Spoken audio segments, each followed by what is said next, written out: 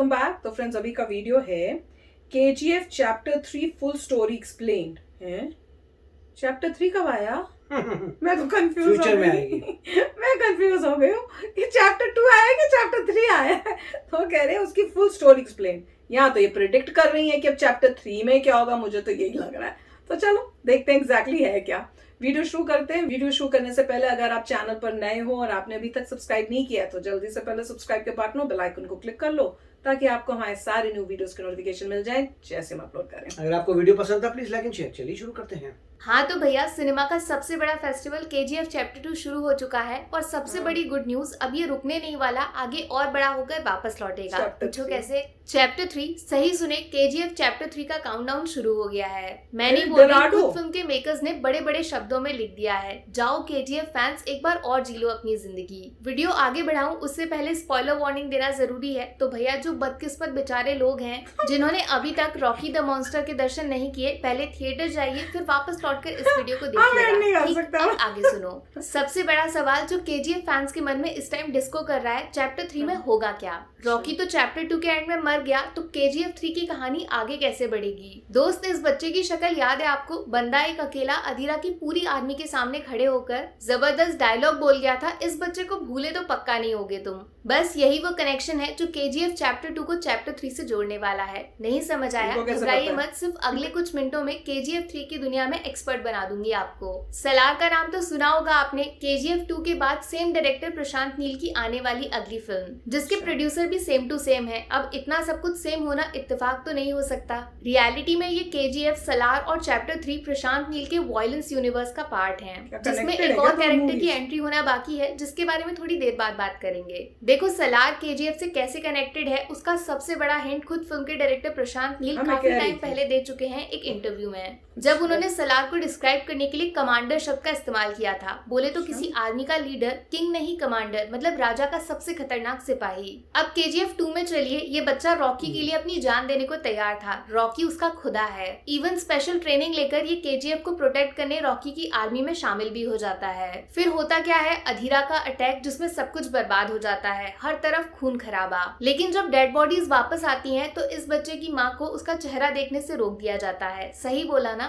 बस समझ जाइए, असलियत में वो मरा नहीं है, उसको छुपा के रखा है पूरी दुनिया से, इवन उसकी माँ से भी दूर, जो शायद उसको कहीं ना कहीं कमजोर बना रही थी। अब बिना इमोशंस और सिर्फ एक्शन के दम पर ये बच्चा बनेगा रॉकी का सबसे बड़ा हथियार, द मोस्ट वायलेंट मैन, जिसका जिक्र सलार के ऑफिशियल पोस्टर की टैगलाइन में भी किया गया है। इस बात को कंफर्म करता है सलार का विकिपीडिया पेज, जिसमें सलार की माँ वाले कैरेक्टर के लिए सेम इन्हीं एक्ट्रेस को कास्ट किया गया है जो KGF 2 में इस बच्चे की माँ के रूप में नजर आई थी। और सिमिलैरिटीज चाहिए तो इस फोटो को ध्यान से देख लीजिए, शायद कुछ बोलने की जरूरत ही नहीं है, आप खुद समझदार हैं कि ये बच्चा बड़ा होकर क्या बनने वाला है। जिस चालाक तरीके से इस बच्चे की मौत का नाटक किया गया और पूरी दुनिया को बेवकूफ बनाया गया, सेम उसी पैटर्न पर रॉकी की मौत भी फेक हो सकती है और बचाने वाले का नाम सलार। देखो, KGF 3 की कहानी चलने वाली है उस टाइमलाइन के बीच में जिसको चैप्टर 2 में फास्ट फॉरवर्ड कर दिया गया था, जब KGF की मिट्टी पे बड़े बड़े घर बन जाते हैं और रॉकी का एम्पायर खड़ा हो जाता है। काफी चांसेस हैं कि चैप्टर 3 में रॉकी द मॉन्स्टर की इंटरनेशनल जर्नी देखने को मिल सकती है इंडिया से बाहर, जिसका छोटा सा ट्रेलर KGF 2 में भी देखने को मिला था, जब रॉकी इनायत खलील के घर में घुसकर उसको हार का स्वाद चखा देते हैं। बस ऐसे ही एडवेंचर्स चैप्टर 3 में भी होंगे। जबकि उसी टाइम सलार KGF को रिबिल्ड कर रहा था, मॉडर्न KGF, जिसका फोटो रमिका सेन को दिखाया जाता है, जो उनके भी होश उड़ा देता है। इवन क्लाइमैक्स सीन में रॉकी जब सारे लोगों को एक नए KGF में छोड़कर चला जाता है तो वो अपने आप तो बना नहीं होगा, उसका रीजन भी सलार ही है, जो अपने राजा के इशारों पे चुपचाप काम कर रहे थे। वैसे रमिका सेन से याद आया, रॉकी भैया जब मैडम से फर्स्ट टाइम मीटिंग करने जाते हैं, उनके बोले गए शब्द ध्यान से सुने थे आपने? मैं चाहता नहीं हूँ जंग हो, लेकिन होगी तो जीतूंगा सिर्फ मैं ही। सीधा क्लियर हिंट है, रॉकी हार मानने वालों में से तो बिल्कुल नहीं है। स्पेशली समुद्र के बीच अपना सारा सोना ले जाकर सुसाइड करना मॉन्स्टर की डिक्शनरी में नहीं आता। जंग जीतने का प्रॉमिस किया था और वो जीतेगा, फिर चाहे सामने देश की प्रधानमंत्री ही क्यों ना खड़ी हो। और इस जंग के बाद दुनिया भी तो जीतनी है, उसका क्या, माँ से वादा तोड़ देगा? No never. अब पूरी टाइमलाइन आप जरा ध्यान से समझो। केजीएफ चैप्टर 1 में रॉकी का राइज हुआ 2018, फिर चैप्टर 2 रॉकी का रूल सीईओ ऑफ इंडिया 2022, अब नेक्स्ट आएगी Salaar the introduction of Prabhas 2023 में, और उसके क्लाइमेक्स में एक मजेदार सीन होगा, रॉकी मीटिंग सलार। बस फिर ठीक उसके बाद चैप्टर 3 को रिलीज किया जाएगा, जिसमें यश प्लस प्रभास को सेम फिल्म में प्रेजेंट किया जाएगा एज किंग एंड कमांडर। यहाँ पे एंट्री होती है प्रशांत नील के नेक्स्ट कैरेक्टर की, जो फाइनली सलार और रॉकी द मॉन्स्टर दोनों की जर्नी का फुल स्टॉप लगा सकते हैं। बगीरा ये भी same director and same producer की फिल्म है, जिसकी टैगलाइन साफ इशारा कर देती है कि केजीएफ का जंगल उसको साफ करने के लिए फाइनली एक शिकारी की एंट्री होगी, जिसका नाम है बगीरा।